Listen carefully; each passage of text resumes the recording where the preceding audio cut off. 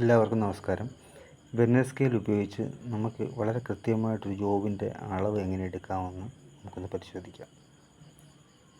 ആദ്യമായി നമുക്ക് ഈ ബുഷിൻ്റെ അളവ് എങ്ങനെ ഈ ബുഷിൻ്റെ ഏതൊക്കെ അളവ് നമുക്ക് വെർനിയർ സ്കെയിൽ ഉപയോഗിച്ച് കൃത്യമായി എടുക്കാം എന്ന് നോക്കാം. ഈ രണ്ട് ജാസ് ഉപയോഗിച്ച് നമുക്കതിൻ്റെ ഔട്ട്സൈഡ് ഡയമീറ്റർ കൃത്യമായിട്ട് എടുക്കാം. ഔട്ട്സൈഡ് എടുക്കാം. അതേപോലെ നമുക്കിതിൻ്റെ ലെങ്ത് വളരെ കൃത്യമായിട്ട് എടുക്കാം.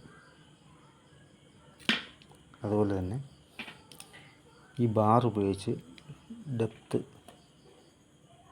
ഡെപ്ത്ത് കൃത്യമായിട്ട് എടുക്കാം.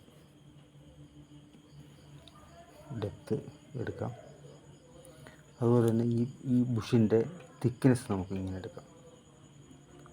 ഇതിൻ്റെ വാൾ തിക്നെസ് എത്രയാണെന്ന് നമുക്ക് ഇങ്ങനെ തിക്നെസ് എടുക്കാം.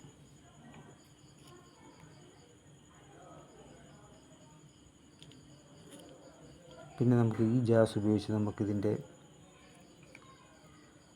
ഇൻസൈഡ് ഡയമീറ്റർ കൃത്യമായി എടുക്കാം. പിന്നെ നമുക്ക് അതിൻ്റെ ഇവിടം കൊണ്ട്, അതായത് വെർനിയർ കാലിപ്പറിൻ്റെ ഈ സൈഡ് ഉപയോഗിച്ച് നമുക്കിതിൻ്റെ ഒരു ജോബിൻ്റെ തിക്നെസ് നമുക്ക് കണ്ടുപിടിക്കാം. ജോബിൻ്റെ തിക്നെസ് ഇതിങ്ങനെ വെച്ചിട്ട് നമുക്ക് തിക്നെസ് കൃത്യമായിട്ട് നമുക്കെടുക്കാം. ഇനി നമുക്കിതിൻ്റെ തിക്നെസ് കണ്ടുപിടിക്കാം. വളരെ കൃത്യമായിട്ട് അതിൻ്റെ തിക്നെസ് നമുക്കിങ്ങനെ കണ്ടുപിടിക്കും. അങ്ങനെ ഈ രീതിയിൽ നമുക്ക് ഔട്ട്സൈഡ് ഡയമീറ്റർ എടുക്കാം, ഇൻസൈഡ് ഡയമീറ്റർ എടുക്കാം, ഡെപ്ത് എടുക്കാം. ഡെപ്ത് എടുക്കാം. ഇവിടെ കൊണ്ട് നമുക്ക് അതിൻ്റെ തിക്നെസ്സും കറക്റ്റായിട്ട് എടുക്കാൻ പറ്റും. ഈ സ്ട്രെയിറ്റ് ആയതുകൊണ്ട് ഇവിടെ വെച്ച് നമുക്ക് കൃത്യമായിട്ട് തിക്നെസ് എടുക്കാം. ഇനി നമുക്ക് എങ്ങനെ ഇത് കൃത്യമായിട്ട് എടുക്കാം എന്ന് നോക്കാം. ഈ വെർനിയർ സ്കെയിലിലെ 0 ലൈനും മെയിൻ സ്കെയിലിലെ 0 ലൈനും വേണ്ട 0 ലൈനുമാണ് ഇരിക്കുന്നത്. അത് ഇവിടെ വരുമ്പം 1 mm ആയി, 1 mm, 2 mm, 3 mm, 4 mm, 5 mm, 6 mm, 7 mm, അങ്ങനെ ഇവിടെ വരുമ്പോൾ 10 mm ആവും. 10 mm അങ്ങനെ 10 mm, 11 mm, 12 mm ഇങ്ങനെ അങ്ങോട്ട് പോകും. അപ്പോൾ ഈ 10 mm കഴിഞ്ഞിട്ട് ഈ 10 mm കഴിഞ്ഞ് പിന്നെ നമുക്ക് വരുന്ന 10 mm കഴിഞ്ഞ് 10-ന് 11 ഇടയ്ക്ക് വരുമ്പോൾ വളരെ കൃത്യമായിട്ട് നമുക്ക് എടുക്കണമെങ്കിൽ നമ്മുടെ വെർനിയർ സ്കെയിലിനെ 50 ഡിവൈഡ് ചെയ്തേക്കുന്നത്. ഈ 50-ലെ ഏത് ലൈനാണോ മെയിൻ സ്കെയിലിലെ ലൈനുമായിട്ട് കറക്റ്റായിട്ട് വരുന്നത്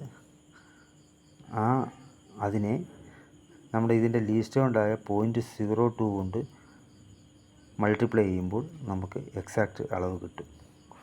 ഉദാഹരണത്തിന് നമ്മുടെ ഈ വെർനിയർ സ്കെയിലിലെ 25-ാമത്തെ ലൈനാണ് കറക്റ്റായിട്ട് വരുന്നതെങ്കിൽ, ഇപ്പോൾ 10 കഴിഞ്ഞ് വെർനിയർ സ്കെയിലിലെ 10 mm കഴിഞ്ഞ് വെർനിയർ സ്കെയിലിലെ 25-ാമത്തെ ലൈൻ കറക്റ്റായിട്ട് വരികയാണെങ്കിൽ 25-ാമത്തെ ലൈൻ, അതായത് 5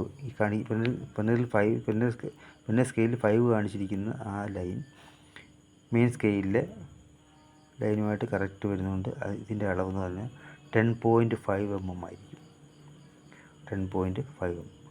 അങ്ങനെ നമുക്കിപ്പം 1 ഇഞ്ചെന്ന് പറഞ്ഞാൽ 25.4 mm ആണ്. അപ്പോൾ 25.4 mm വളരെ കൃത്യമായിട്ട് നമുക്ക് ഇതിനകത്ത് എങ്ങനെ എടുക്കാമെന്ന് നോക്കാം. ഇവിടെ വരുമ്പോൾ 20 mm കഴിഞ്ഞ് ഇവിടെ വരുമ്പോൾ 25 mm കഴിഞ്ഞ് 4.4 കൃത്യമായിട്ട് വരണമെന്നുണ്ടെങ്കിൽ ഇതിലെ 20-ാമത്തെ ലൈൻ അല്ല, ഈ വെർനിയർ സ്കെയിലിലെ 20-ാമത്തെ ലൈൻ മെയിൻ സ്കെയിലിലെ ലൈനുമായിട്ട് കറക്റ്റായിട്ട് കോൺസിഡർ ചെയ്യുകയാണെങ്കിൽ ആ 20-നെ 20-നെ ഈ വെർനിയർ കാലിപ്പറിൻ്റെ ലീസ്റ്റ് ഉണ്ടായ 0.02 കൊണ്ട് മൾട്ടിപ്ലൈ ചെയ്യുമ്പോൾ നമുക്ക് 25.4 mm വളരെ കൃത്യമായിട്ട് കിട്ടും. ഇനി നമുക്ക് കൃത്യമായിട്ട് അളവെടുക്കാം. ഏത് ലൈനാണോ കോൺസിഡർ ചെയ്യുന്നത് അതിനെ ലീസ്റ്റ് കൊണ്ട് മൾട്ടിപ്ലൈ ചെയ്യുമ്പോൾ നമുക്ക് എക്സാക്റ്റ് അളവ് കിട്ടും. അങ്ങനെ നമുക്ക് കറക്റ്റായിട്ട് നമുക്ക് ഇതിനകത്ത് അളവെടുക്കാൻ പറ്റും. അണ്ട് ഇവിടുന്ന് ഇങ്ങോട്ട് പോകുമ്പോൾ 30 mm